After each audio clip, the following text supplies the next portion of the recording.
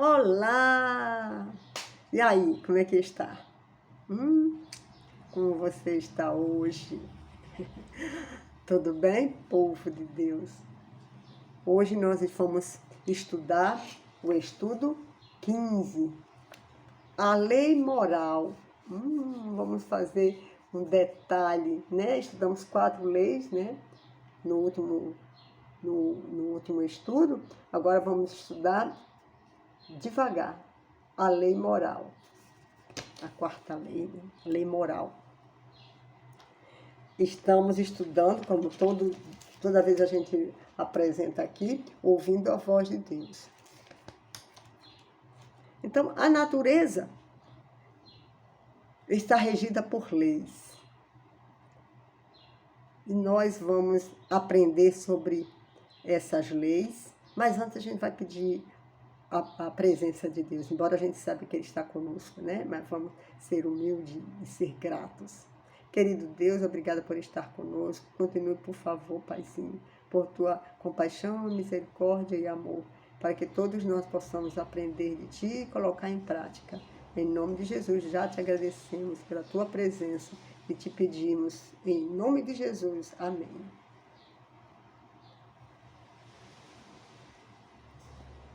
Então, gente, astros seguem uma rota traçada pelo Criador por causa das leis naturais. Semeamos milho, colhemos milho e não arroz.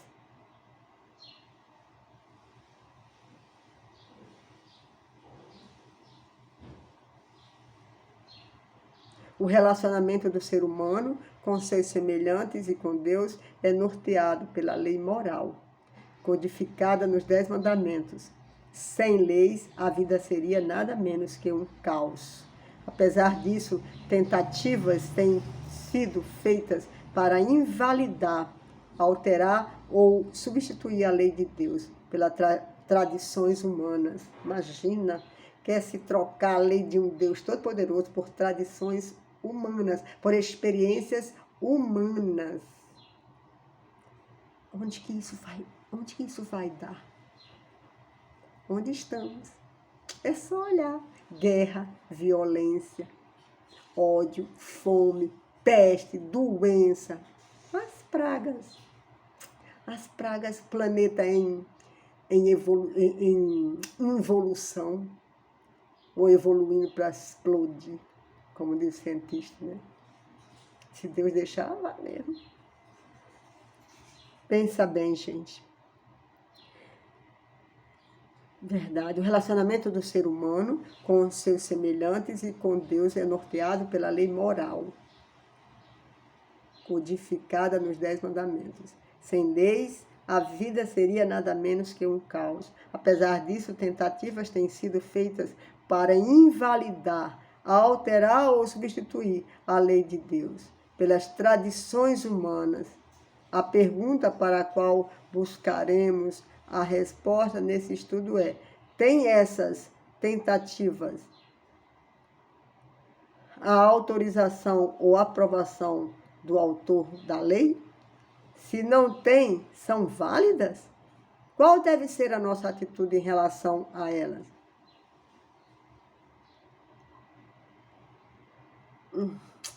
Interessante, né? São essas perguntas que nós vamos estudar hoje.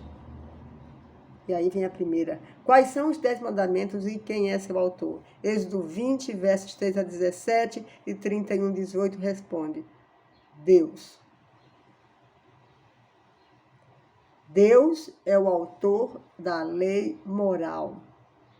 10 mandamentos. Os 10 mandamentos foram escritos por Deus e entregues a Moisés. Sim? Para que o povo estivesse sob orientação divina. A recomendação descrita nesses preceitos é tão eterna quanto o próprio Deus e transpõe a barreira do Antigo Testamento, isto é, ele serve para todos sem qualquer tempo, em qualquer tempo, em qualquer tempo. As leis divinas servem para quem? Nós, seres humanos. Quando? Qualquer tempo. Ou seja, é infinito. Segundo Jesus, em quantas partes estão divididos os 10 mandamentos? Mateus 22, 36 a 40, viu? Ó, já estou no Novo Testamento e está respondendo essa pergunta sobre leis que dizem que foi abolida no Antigo Testamento pela morte de Jesus, e isso não é válido, não é verdade, né? E quem está respondendo? Mateus, Novo Testamento, capítulo 22, versos 36 a 40. A primeira parte é amor a Deus e a segunda é amor ao próximo. Desses 2 mandamentos dependem a lei e os profetas. O conceito de lei é bem amplo no Antigo Testamento, no sentido de orientação Torá. A lei que Jesus mencionou, subdividindo-as em 2 partes, pode se referir a Deuteronômio 6, 5 e a Levítico 19, 18. Amar a Deus sobre todas as coisas e amor ao próximo como a si mesmo são o fundamento desta lei. Os 10 mandamentos foram uma aplicação judicial do conceito do amor e por isso contém os aspectos da subdivisão que Jesus explicou. Jesus analisar os primeiros 4 mandamentos, veremos que se referem ao nosso relacionamento com Deus, nosso amor para com Ele. Se analisarmos os outros 6 mandamentos, veremos o relacionamento com o nosso próximo, nosso amor com o próximo. Então, qual foi a atitude de Jesus em relação à validade dos mandamentos? Mateus 5, 17, 18, 19 a 17, João 15, 10. Confirmou. Jesus confirmou, validou os 10 mandamentos. O profeta Isaías declara que o Messias viria para exaltar os 10 mandamentos. Isaías 42, 21. Cristo certamente não teve a intenção de realizar qualquer mudança nos preceitos sagrados. No Sermão do Monte, ele aplica-os aos problemas práticos da vida diária. Mateus 5, 17 a 18. Na verdade, Mateus 5, 17 a 48, desculpa. Ele aplica-os aos problemas práticos da vida diária. Mateus 5, 17 a 48. Na verdade, ele condenou os seres humanos que ensinavam que a lei de Deus poderia ser revogada e felicitou aqueles que ensinavam a necessidade de guardar.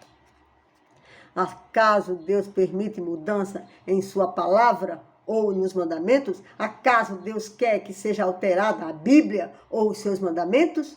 Malaquias responde, Malaquias 3, 6 e Apocalipse 22, 18 e 19. Não, sonoro e grande não. Deus não muda, portanto, o seu propósito eterno para com o seu povo permanecerá. Os seres humanos mudam de ideia e ponto de vista, mas a divindade é perfeita e imutável. A seus olhos, o bem é sempre bem e o mal continua sempre mal. Seus princípios de justiça são eternos. O que Paulo escreveu sobre os mandamentos de Deus? Está em Romanos 3, 31 e 7, 12. Ele diz assim, ó, anulamos a lei pela fé? A pergunta, anulamos a lei pela fé? E a resposta, não, de maneira nenhuma, responde Paulo. Antes confirmamos a lei. A lei é santa e o mandamento também é santo, justo e bom. Os cristãos não buscarão transgredir a lei de Deus. Antes irão estabelecê-la, enaltecê-la e cumpri-la. Quando alguém transgride a lei, fica sob sua condenação. Se você transgride a lei, que seja civil, né? Ou que seja de trânsito, você fica sob condenação, sob sua condenação. A lei vai te condenar. Certo? Mas Deus absolve a gente, né? A gente pecou, a gente errou bastante, a gente confessou, se arrependeu, essa é a boa nova. E Deus nos perdoa. Sempre que você errar, corra para Deus. Ele vai te perdoar. certo? Mas se você não confessar, não se arrepender, vai fazer como Judas. O que, segundo a Bíblia, aconteceria no futuro com a lei de Deus? Daniel 8, 12, versos 7 e 25. A verdade de Deus seria jogada por terra. A verdade de Deus seria jogada por terra. Os 10 mandamentos seriam alterados, mudariam os tempos e a lei. Satanás sabia da importância da lei de Deus e decidiu misturar a verdade e a mentira, a tradição e a superstição, para desvirtuar a orientação divina. Dizem as Escrituras: para sempre, ó Senhor, a tua palavra permanece no céu. Salmo 119, 89. São fiéis todos os seus mandamentos, permanecem firmes para todo sempre. Salmos 111, versos 7 e 8. Os mandamentos que Satanás odeia e procura destruir ao longo das eras serão honrados pelos filhos de Deus nessa terra e por toda a eternidade. Veja, Satanás sempre quis destruir Deus, não conseguiu. Agora ele quer destruir quem? Seres humanos. Deus também não deixou. E ele continua tentando. Você vai deixar Satanás fazer isso com você? Ou com seus filhos? Ou com seus amigos? Por que você não entra no exército de Deus para lutar contra Na verdade, você não vai lutar contra Deus, contra Satanás. Quem luta contra Satanás é Deus. Você vai lutar contra o que você é. Você vai neutralizar a sua natureza má. Não porque você tenha esse poder, mas porque o Espírito Santo vai te transformar. Não é interessante isso? Você só precisa aceitar Jesus. Só isso. E a luta não é contra a carne, é contra as potestades do mal.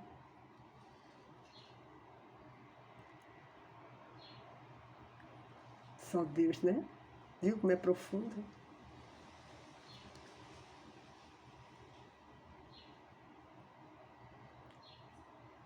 Então, Satanás sabia da importância da lei de Deus e decidiu misturar a verdade e a mentira. Certo? Vamos para a 7ª pergunta. O que os homens fizeram com a verdade de Deus? Ah, meu amigo.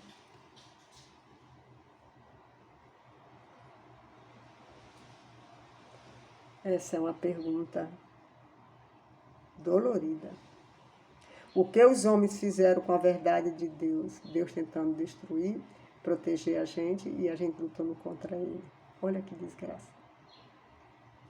Romanos capítulo 1, verso 25 responde: os homens mudaram a verdade em mentira. Deixou cair por terra a verdade de Deus e elevou a mentira de Satanás. É isso que nós fazemos quando desobedecemos a Deus. É por isso que existem as leis. Porque você está dizendo que ama a Deus, que prefere Ele a seu inimigo. Então, os homens trocaram a verdade que Deus revelou com mentira. Satanás, o grande enganador, tem seus porta-vozes, os falsos profetas. Nem toda religião leva a Deus. Muitas delas levam a Satanás. Para não dizer a maioria. Então, os falsos profetas que procuram levar o povo de Deus para longe das verdades bíblicas. João 8, 44, 2 Pedro 2, 1 a 3, Mateus 7, 21 a 23. O que muitos seguem hoje? O que muitos seguem, então, hoje, em lugar dos mandamentos de Deus? Hein, Aíris? Você está falando que a maioria dos religiosos seguem a vontade de Satanás? E o que acontece?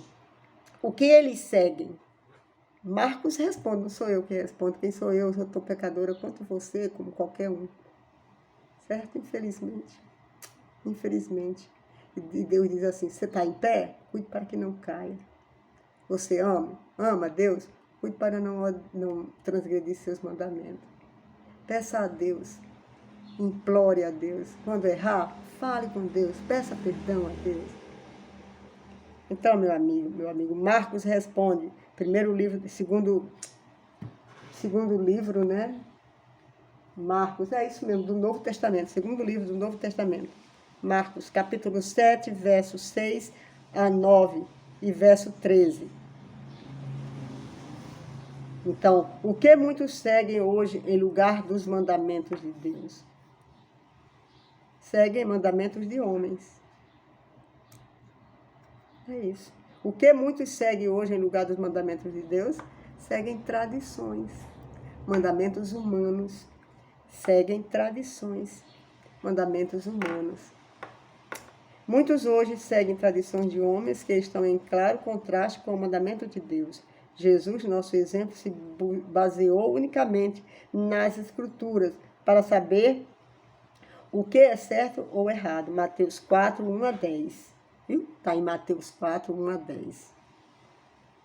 Em outra ocasião, Jesus também citou unicamente as Escrituras como evidência da presciência divina e cumprimento das profecias concernentes à sua morte de cruz. Lucas 24, 25 a 28. Se as tradições religiosas estiverem de acordo com a palavra de Deus, poderemos segui-las sem problemas. Mas se contradizem as orientações bíblicas, não deveremos respeitá-las. Não, então devemos rejeitá-las, ao contrário, devemos rejeitá-las, pois antes importa obedecer a Deus do que aos homens. Isso está escrito em Atos 5, 29, Novo Testamento. Agora, o que é mais importante para Deus? O que você acha? Atos 5, 29 e Tito 1, 14. Antes importa obedecer a quem? A Deus, não é mesmo? Será que o homem sabe mais que Deus?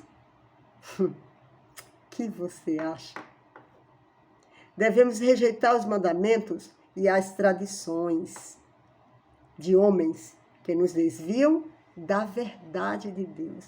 Um Deus que ama sabe o que é melhor para seus filhos. A lei é um guia de conduta que nos protege de dor e sofrimento em nossas relações. A obediência demonstra intimidade com Cristo, pois só Ele pode mudar nosso caráter e nossas inclinações. Por meio de seu Espírito, Ele nos capacita a obedecer e escreve os princípios da lei em nosso coração. Jeremias 31, 33.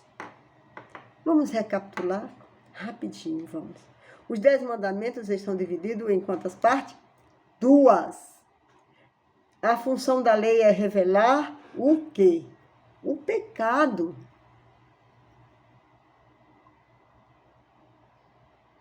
Jesus obedeceu e nunca mudou